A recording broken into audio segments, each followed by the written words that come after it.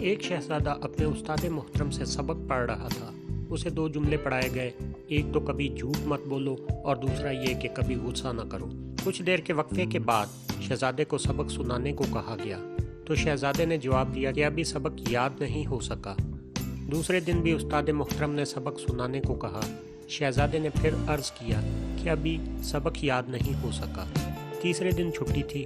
استاد نے کہا کل چھٹی ہے، لہٰذا کل لازمی سبق یاد کر لینا، بعد میں کوئی بہانہ نہیں سنوں گا۔ چھٹی کے بعد اگلے دن بھی شاگرد سبق سنانے میں ناکام رہا۔ استاد محترم یہ خیال کیے بغیر کہ شاگرد ایک شہزادہ ہے، طیش میں آ کر ایک تھپڑ رسید کر دیا۔ یہ بھی کوئی بات ہے کہ اتنے دنوں سے 2 جملے یاد نہیں ہو رہے۔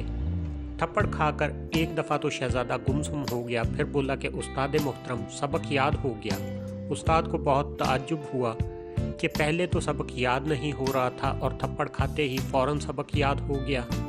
شہزادہ عرض کرنے لگا، استاد محترم آپ نے مجھے 2 باتیں پڑھائی تھیں، ایک تو جھوٹ مت بولو اور دوسرا غصہ نہ کرو۔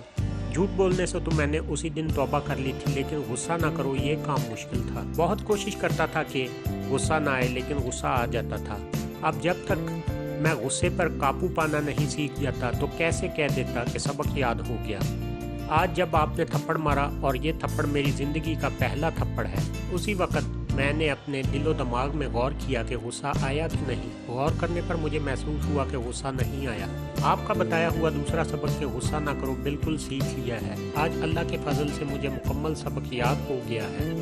اس کہانی سے ہمیں یہ سبق ملتا ہے کہ ہماری حاصل کی ہوئی تعلیم صرف اس مقصد کے لیے ہوتی ہے کہ سب سے پہلے ہم خود اس پر عمل کریں۔ صرف پڑھ لینا کافی نہیں، بلکہ اس پر عمل ہی ہمیں دنیا اور آخرت میں کچھ فائدہ دے سکتے ہیں۔